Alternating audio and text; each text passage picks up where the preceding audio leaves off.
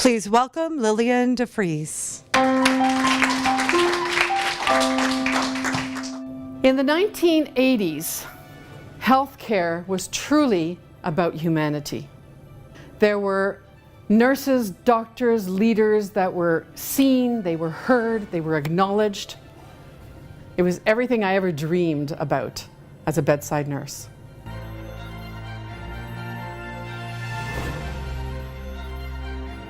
The 1990s came along.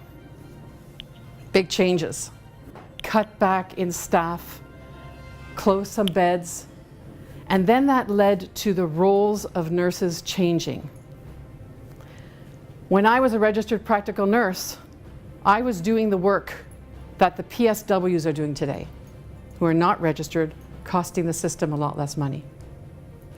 The RPNs today have moved into the roles of RNs, but still an RPN, still with the same pay. The RNs were now taking over the head nurses' jobs.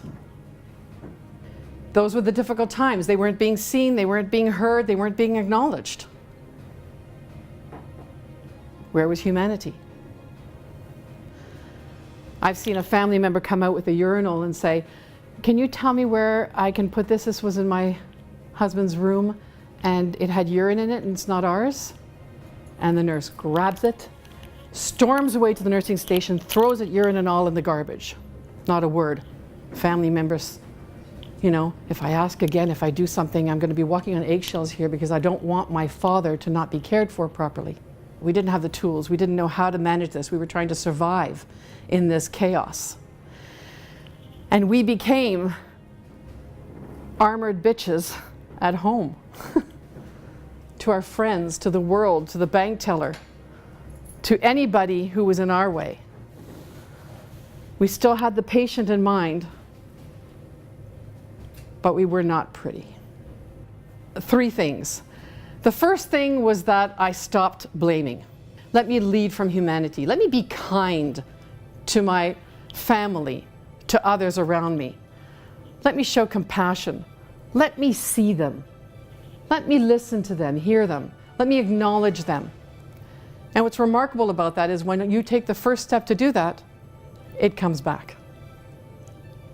But I didn't need to be loved and liked anymore, because what I had learned through my second step, through the self-discovery, was to love myself. If I could love myself, that was key to everything. I didn't need anybody else's approval. And I had so much more room to love others.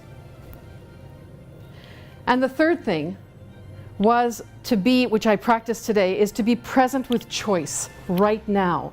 Whatever shows up right now is where I choose what I have control over. Important, but I choose whatever's going to make me happy. If you want this for you, for your family, for your friends, for your coworkers, and dare I say for the world, look at the person beside you. And from here, instead of the pain, feel, see, hear, and acknowledge each other. I acknowledge you. Thank you.